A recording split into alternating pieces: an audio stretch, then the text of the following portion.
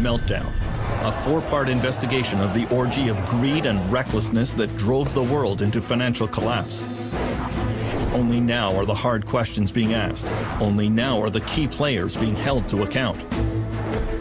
In this hour, the story of the men who crashed the world. The billionaire mortgage seller who fooled millions. Everybody wanted to own a piece of real estate to get into the game. The high-rolling banker with a fatal weakness. Jimmy Cain tried to handle what looked like a joint. I'm not kidding. The ferocious Wall Street predator. I want to reach in, rip out their heart, and eat it before they die. And the power behind the throne. The de facto president of the United States was an unelected gentleman from Wall Street.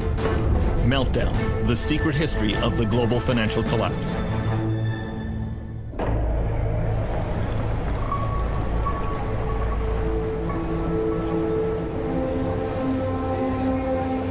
The crash of September 2008 brought the largest bankruptcies in world history, pushed over 30 million people into unemployment, and brought many countries to the edge of insolvency. Wall Street turned back the clock to 1929. The tremendous crowds which you see gathered outside are due to the greatest crash in the history of the New York Stock Exchange. After the Wall Street crash of '29, which led to the Great Depression, the U.S. Congress launched an official investigation. Interest in the senatorial bank investigation as J.P. Morgan arrives to testify. J.P. Morgan was among the business titans to be called to account by the Pecora Commission. Flash photography was introduced to heighten the spectacle.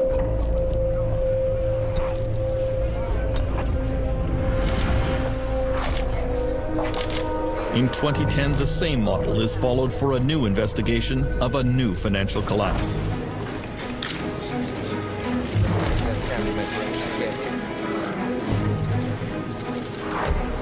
Panel, ladies, photographers, move aside. Former California Treasurer Phil Angelides is chairman of the Financial Crisis Inquiry Commission. I'm honored to welcome you as we start this series of public hearings into the causes of the financial and economic crisis. He has taken sworn testimony from a parade of government and bank officials, trying to get to the bottom of what really caused the 2008 meltdown.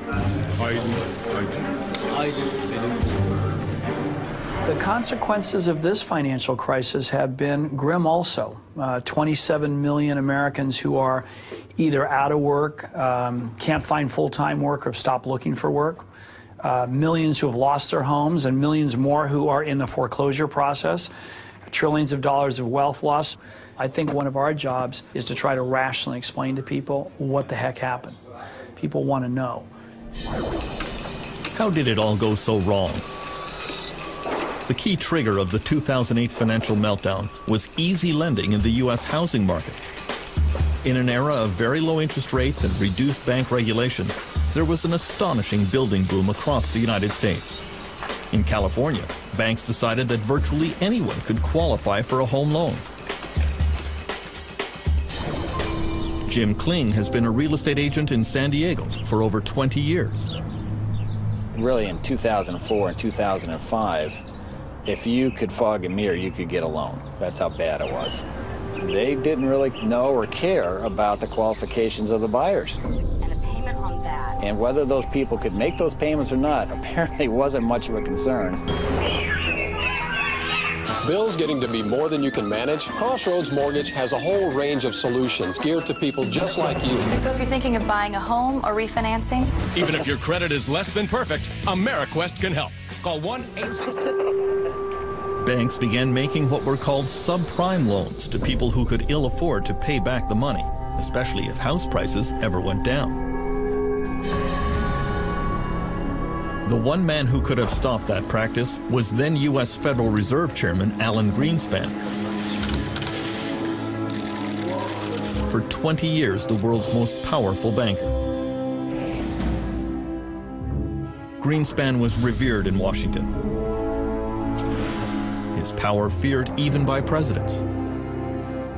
The Federal Reserve was the one agency that had the full authority to regulate subprime lending. And despite all the evidence, despite all the yellow and red lights going off, they chose not to. Staff reports. I mean, let me just ask you, would you put this under the category of oops? Should have done it? I mean, my experience has been, in the business I was in, I was right 70% of the time, but I was wrong 30% of the time. And there are an awful lot of mistakes in 21 years. And I would point out that the captain of the Titanic was 99% right and 1% wrong. It's the size of the mistake that matters. We now know that banks and mortgage companies were indulging in all sorts of fraudulent practices to pump up their mortgage business. Many of the loans were extremely complex and the terms hidden from borrowers. There were low teaser rates that would automatically reset to much higher payments after a few months. It was no accident that the most complex mortgages were sold to the least sophisticated buyers, especially in poor and minority neighborhoods like this one in South Central Los Angeles. So as you go about your daily work and your daily business, Congresswoman Maxine Waters has represented the district for 19 years in the U.S. House of Representatives. Information. You know, I've seen mortgages that were given to 70-year-old people who were on a fixed income, whose income was never going to increase, but that mortgage was going to reset within a few years. Where was that money going to come from? I've seen mortgages that I think are criminal. Angelo Mozillo was the undisputed king of the U.S. subprime market. He is called the Golden Boy because of his permanent tan and because at the height of the subprime real estate boom, he was making about $100 million a year. Everybody wanted to own a piece of real estate to get into the game. He became the darling of business magazines with a slew of fawning profiles of his rags to riches story. He always claimed that he was a friend to the poor and that his lending practices were helping scores of Americans attain the dream of home ownership. It's one thing for him to say that he was a friend to the poor, but in the final analysis, when you see that these poor people are now in foreclosure, now cannot get loan modifications, now ending up on the streets, then certainly that defies how he could have been, you know, a friend to poor people. Mozillo's company, Countrywide Financial, grew to become the biggest mortgage lender in the United States. Call Countrywide. We never stop thinking about what you need. And that makes home buying easy. Really. Countrywide was sold to Bank of America and almost immediately plunged in value. Angelo Mozillo was placed under investigation by the Securities and Exchange Commission. The SEC uncovered very damaging private emails in which Mozillo expressed his true feelings about the dangerous subprime mortgages he was peddling. He wrote, "In all my years in the business, I have never seen a more toxic product." At the same time, Mozillo was publicly reassuring all his investors and clients. Countrywide views the product as a sound investment for our bank and a sound financial management tool for consumers. It does appear that there was a private view of the markets, and there was one that was espoused to borrowers, rating agencies, the investing public. The SEC has now charged Mozillo with insider trading and securities fraud. Lenders like Angelo Mozillo really didn't care if people ever paid their mortgages because those loans did not stay on the mortgage company's books. Mortgages were bundled together with other loans from across the country and moved to Wall Street. There, they were packaged up into complex new financial products. Bankers went wild for these financial securities that were really just stacks of IOUs. There was almost no government regulation of this market. It became a massive system of buying and selling these IOUs, with fees being charged on each transaction. It was just all a way to make fees and to package up these streams of supposed cash flows and sell them off to investors. I mean, for a while there, anybody who touched a mortgage made money. It was like the most perfect product. I once had this view that when people started talking about toxic assets, that somehow they were like a good piece of fruit that had turned bad. Well, it turns out they were a rotten piece of fruit from day one. And all along the way, whether it was the broker, the lender, the securitizer, the market maker, everyone seems to have taken the view that they had no responsibility for the product that they were moving along in the system. That became, unfortunately, this cancerous material that was injected into financial institutions all over the world. One of the first places these toxic products landed was the financial district of London, England, nicknamed the City. There was a golden age here in the years before the meltdown.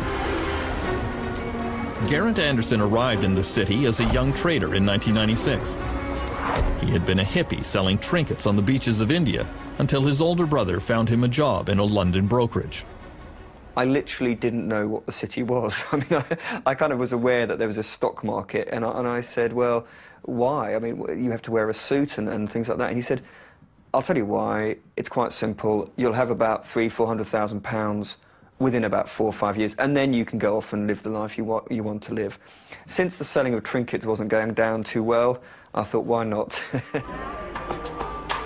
I had no idea about finance whatsoever. I didn't know what a PE ratio was. I didn't know what a yield was.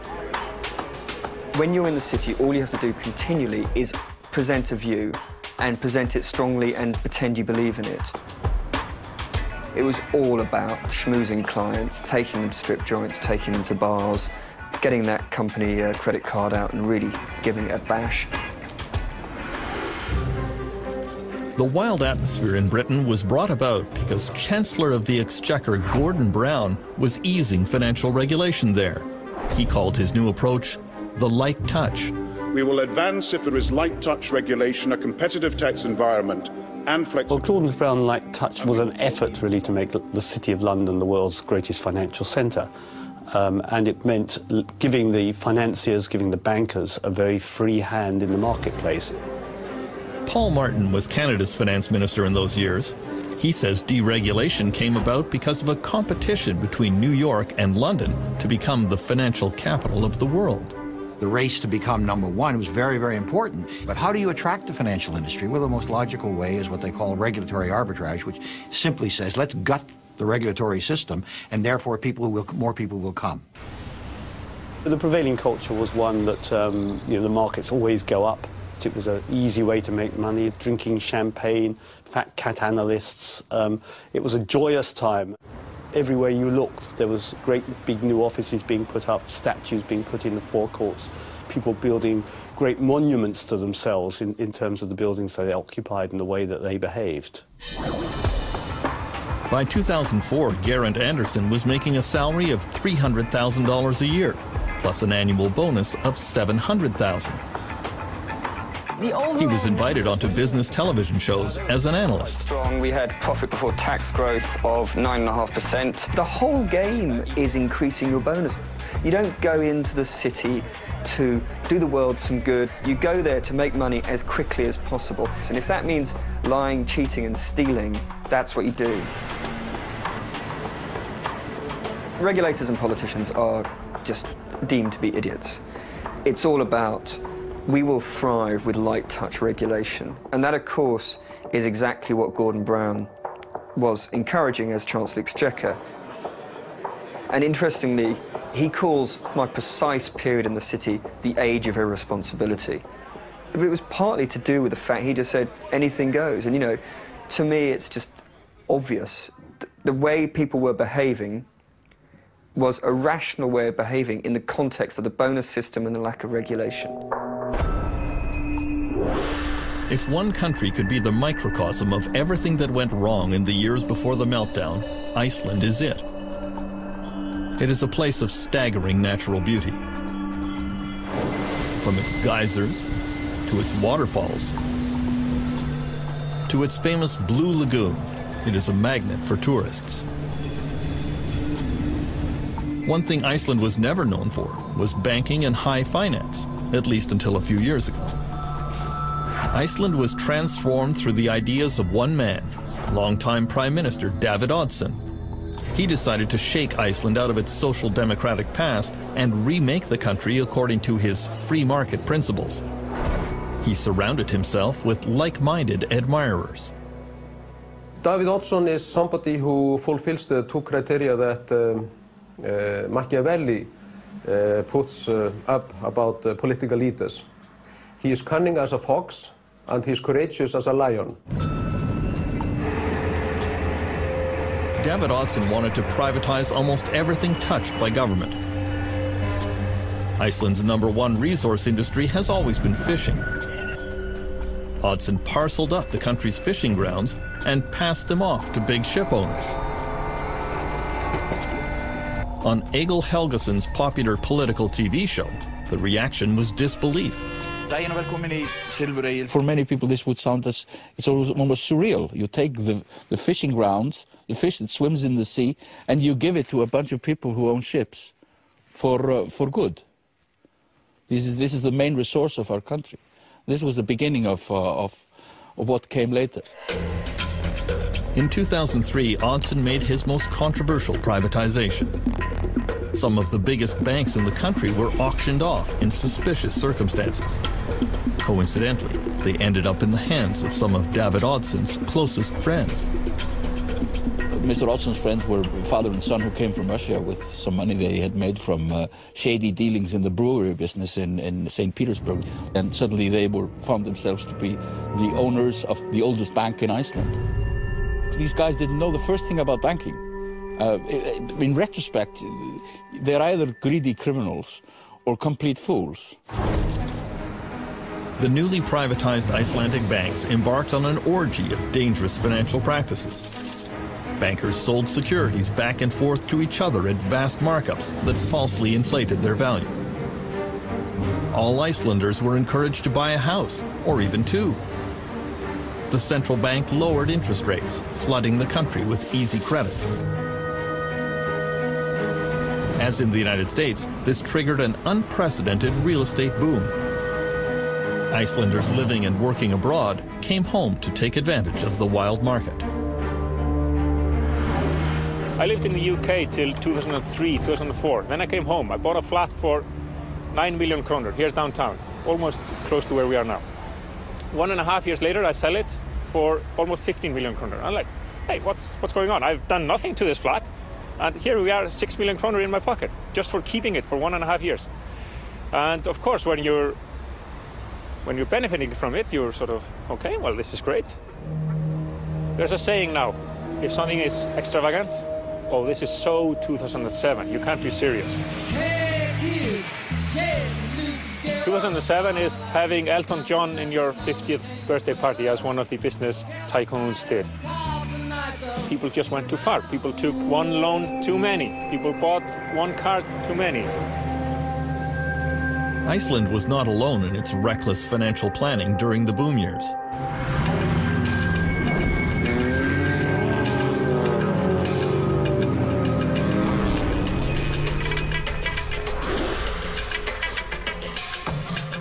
The world champion of the global real estate bubble was surely Dubai in the United Arab Emirates. Money was no object, as every local sheikh and every booming company competed to see who could erect the most ostentatious building. No idea was considered too outlandish. When waterfront property rose dramatically in value, Dubai decided to make more. Ships vacuumed sand off the ocean floor to make the famous Palm Islands. On them were built an endless line of luxury condominiums and hotels that were snapped up by wealthy investors from across Europe, Africa, and the Middle East. Canadian Robert Lee went to work for Dubai's leading real estate company 10 years ago. Dubai in its heydays, we used to call the sales center the fish market. It's, you know, people could come and would say, give me an apartment, any apartment, I don't care what, 2 bedrooms, 3 bedrooms, just give me an apartment. Because in a way, people were buying options, because most people were buying things with zero intention of actually living in it. So they were buying coupons to resell it to somebody else. We'd be selling $1 billion worth of real estate in one day. All of this flowed from the vision of one man, Dubai ruler Sheikh Mohammed bin Rashid Al Maktoum. When he saw the first plans for what would become the world's tallest building, the Burj Khalifa, he had only one comment to the developer: make it bigger. I was silly to suggest a 90-story building. and the meeting was very short. He just left. But I've been with him a long time, so I went again to the design studios, and then we put something really marvelous, and his question was, how much higher than anybody else? I said, it's about 40% plus. He said, great. He called me the next day and he said, where are the cranes? Was there no limit to how high Dubai could fly before it got too close to the sun? There was always a nagging sensation that is Dubai going to be like the other cities around the world that has seen the fall? But at the same time, you live here for a few years, you basically buy the story. You drink the Kool-Aid. And you're saying, hey, we must be different.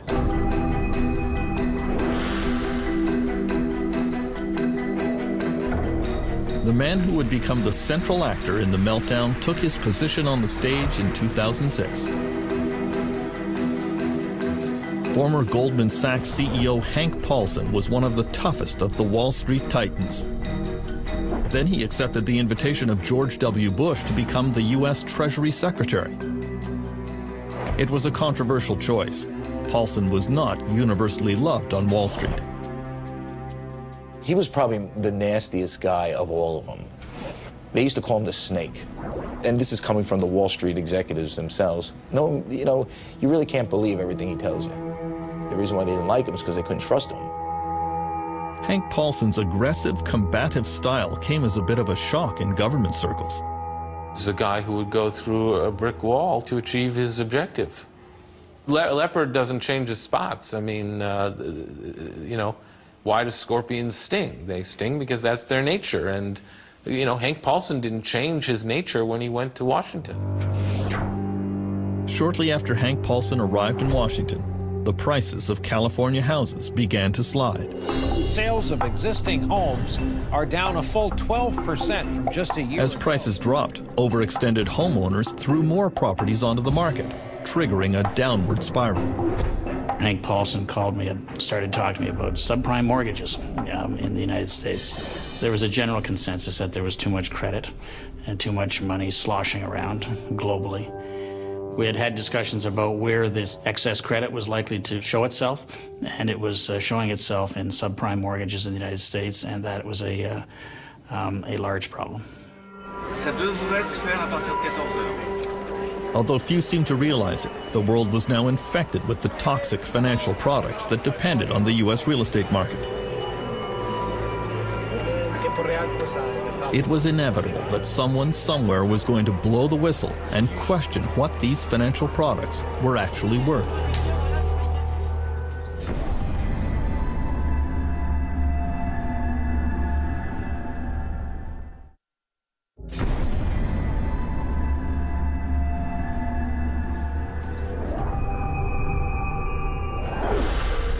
As it happened, the alarm sounded in Paris in August 2007. The giant French bank BNP Paribas discovered that many of its investment funds were filled with toxic U.S. securities. They stopped all withdrawals from those funds. It was a little bit like an old-fashioned movie where the bank president locks the door and tells people they can't get their money. It doesn't exactly make you feel good about the world. At the Ministry of Economic Affairs in Paris, the BNP Paribas decision triggered immediate crisis meetings, convened by Finance Minister Christine Lagarde. Ça a commencé de manière très dure, je m'en souviens très bien, parce que c'était interruption de vacances immédiate, retour à Paris et discussion immédiate avec les banques sur ces conduits qu'elles étaient en train de fermer en raison d'un début de fissure dans l'édifice financier. If BNP Paribas couldn't value their securities, then one started asking how many other companies couldn't value their securities. How did anyone know what the value of asset managers were, or even banks, because of course banks were holding the same securities.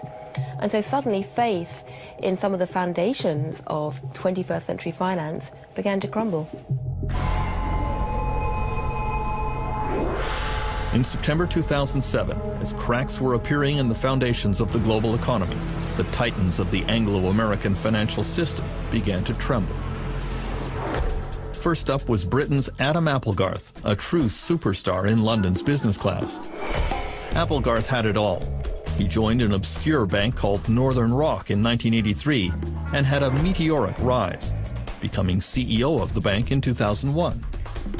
Oh, he was a brilliant fellow, full of himself, full of confidence, felt he could do no wrong, loved the idea that he would become a transatlantic jet setter. He'd go over to New York to arrange the next tranche of securitized debt, and felt he had a model which was much better than everybody else. He didn't get it. He didn't get that he'd developed an unstable model and that the wholesale markets went wrong. His bank would fall off a cliff very, very fast, which is exactly what happened. Good evening. One of Britain's biggest mortgage lenders, Northern Rock, is applying to the Bank of England for emergency financial support. BBC News has learned that the bank... Within hours of the BBC bulletin, worried Northern Rock customers lined up to get their money out. Maybe it's safe, maybe it's not, but I'd rather know that it was safe. I'm just going to go put it in my bank and then... And I've taken all of my money out. Most people in the Western world had never seen a bank run before with their own eyes, and so it was something they found almost impossible to imagine. The British government was very slow to react to the panic. It was egg on our face as the British authorities, no doubt about that, and letting those queues not only form but continue for 2 days was very damaging to the reputation of British banking. Adam Applegarth was hauled before a British parliamentary investigation of the failure of his bank, but he was characteristically defiant. Mr. Applegarth, do you actually accept you've done anything wrong? It was a good business model, but clearly couldn't deal with the unforeseen global freezing of the liquid markets. You keep saying it was unforeseen, yet this committee had been discussing it for 6 months.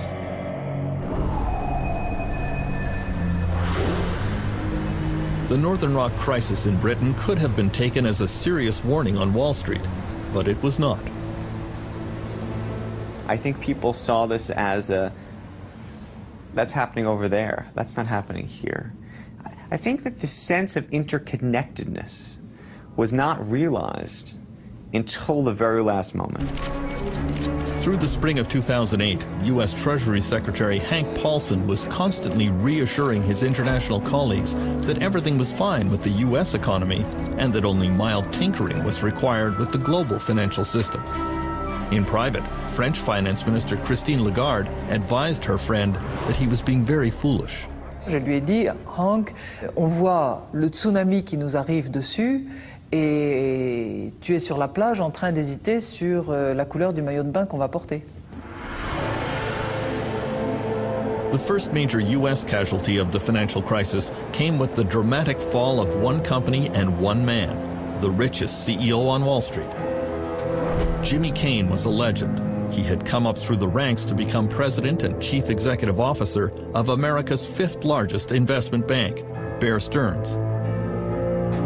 He was famous for his backslapping, hard drinking, and high living style. Jimmy is really out of central casting. I mean, I've described him as an amiable rogue. I mean, he's definitely can be quite charming, definitely can be quite ruthless, has a twinkle in his eye, and I think that combination of ruthlessness and charm, that people get to the top with that combination.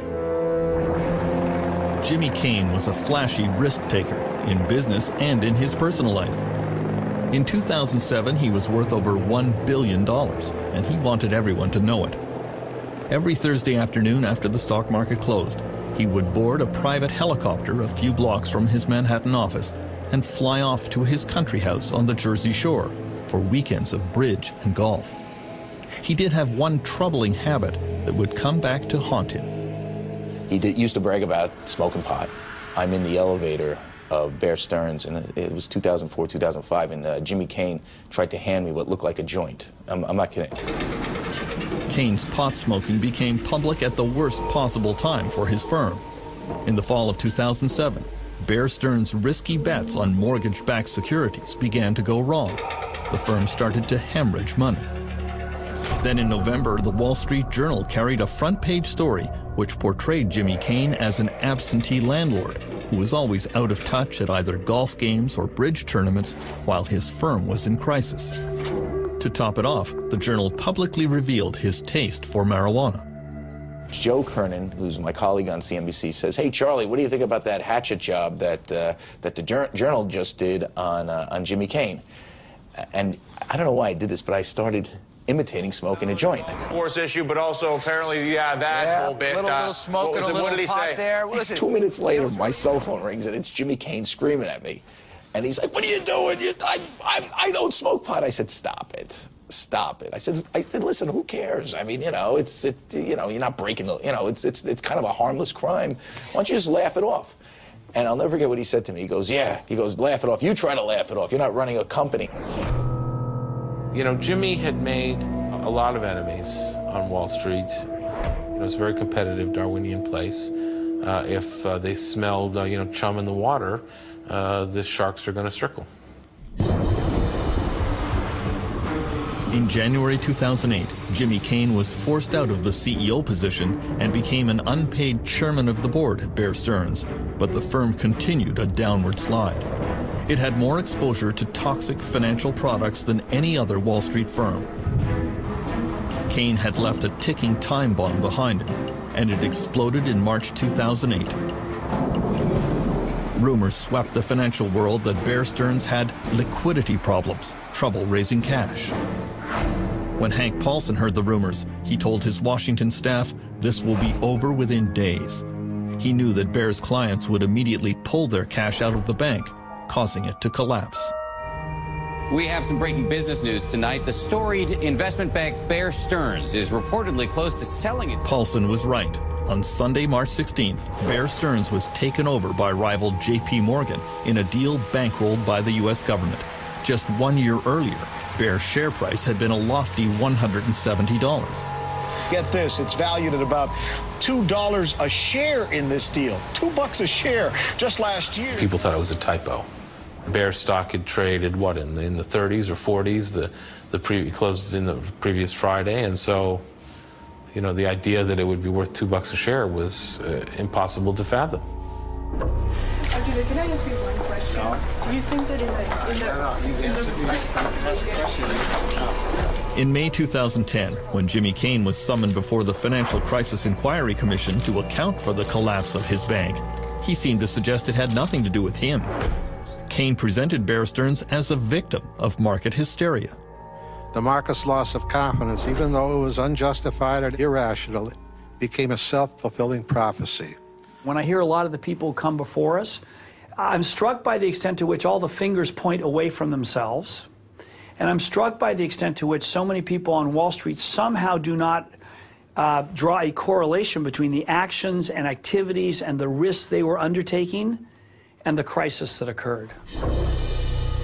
Most world investors took exactly the wrong message from the bailout of Bear Stearns, that some banks were now considered too big to fail. The key message that emerged after the Bear Stearns bailout was that no matter what happens, the American government, and in fact it was presumed the European government, would not let a big bank go bust. Perhaps the most reviled figure to appear before the U.S. Congress in the aftermath of the meltdown was former Lehman Brothers CEO Richard Fuld. The 2008 collapse of his bank certainly caused the most damage to the world economy, and it financially ruined millions of Americans who had invested with Lehman. I'm very much aware that one day we had a firm, the next day we did not. At the hearings, Fuld became the prime target for a public that was angry at bankers.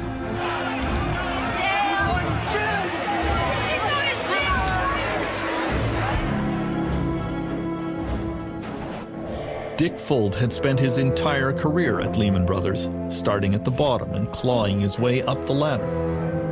In later years, he assumed all the trappings of unfettered power. His word was law, his judgment never to be questioned. There was a huge cult of loyalty to Dick Fuld as the chief executive of the firm.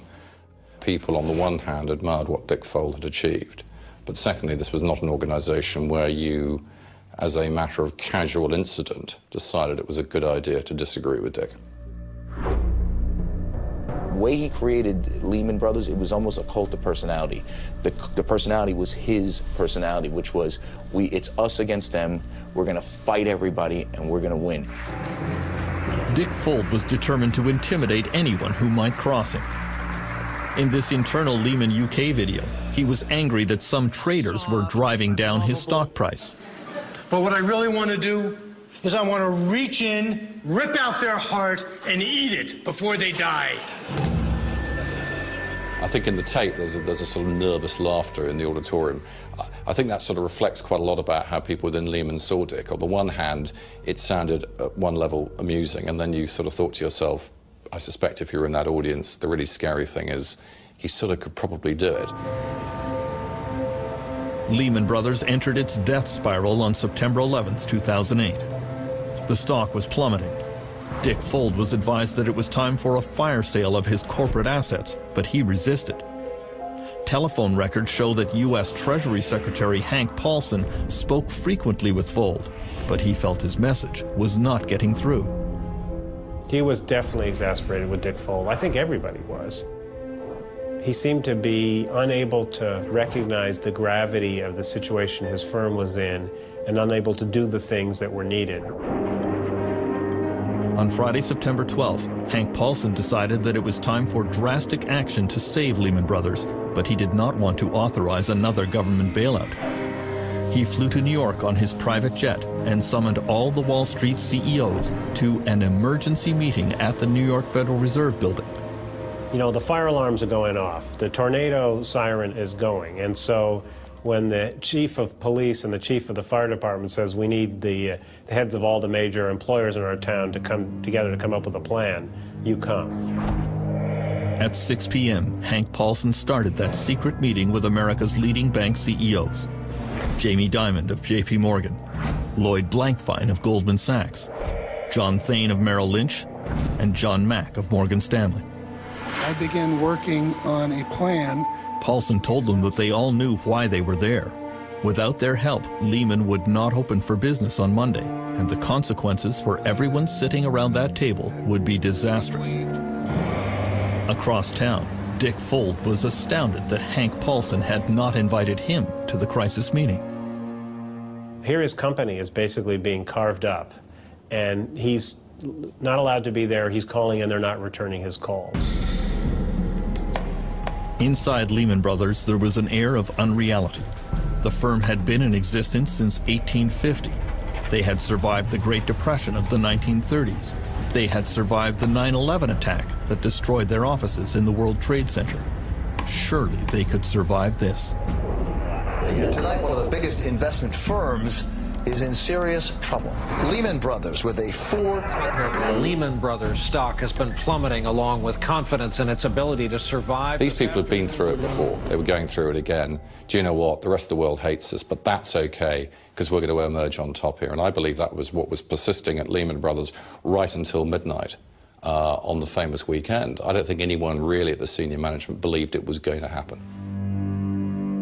On Sunday, the bankers finally came up with a private sector plan to save Lehman Brothers. The company would be divided in two. The solid assets of Lehman would be purchased by Barclays, a British bank. The American bankers agreed to take over the questionable parts of the company. Just as everyone was about to celebrate, word arrived that the British government would not approve the deal. Hank Paulson placed an emergency call to British Chancellor Alistair Darling, but couldn't budge him. I understand Hank Paulson's problem. He had to sort out Lehman's problem, and the conversations we had were very amicable, and we understood each other's position. But I was quite clear. I could not agree to something where the British taxpayer was taking on a liability that people didn't fully understand. Paulson hung up feeling deflated and frustrated. He announced to everyone in the room, "The British screwed us." Objectively, this deal was never going to happen. And the most striking thing about this whole story is how little effort the Americans gave to talking to the British authorities until literally the last minute. Paulson knew Lehman's failure would bring financial catastrophe. Millions of people around the world would lose their savings and pensions. At this moment of maximum tension, Hank Paulson had a panic attack. he slipped out of the room and called his wife. I just said, Wendy, Lehman Brothers is going to fail, and it's going to be very bad, and a lot of people are looking to me, and I don't have all the answers, and I'm afraid, would you pray for me? This has been an historic Sunday on Wall Street, and it's not over yet. At this hour, the Lehman Brothers Investment Bank appears headed toward bankruptcy. With $613 billion in debt, Lehman is by far the largest bankruptcy ever in this country, dwarfing... On the sidewalks of New York and in investment houses around the world, there was a rising sense of panic. One who felt it was Mohammed El-Arian of PIMCO in California, among the world's largest institutional investors with $1 trillion under management. I remember calling my wife and telling her, go to the cash machine, take cash out, because I'm not sure whether the banks are going to open tomorrow. There was a feeling that the system was incredibly fragile, that the unthinkable was clearly thinkable. Lehman Brothers officially declared bankruptcy at 2 a.m. There was widespread fear that could trigger a chain reaction that would take down the world banking system. At the New York Federal Reserve, then President Tim Geithner told his staff to prepare for the crash landing of Lehman. He told them to put foam on the runway. The problem is they didn't put nearly enough foam on the runway, and there were all sorts of unintended consequences. The ripples that they anticipated turned out to be a tsunami. The tsunami unleashed by the crash of Lehman Brothers would sweep around the globe, destroying millions of jobs and wiping out the economic future of entire countries. Protests rocked world capitals, from Reykjavik to Beijing to London.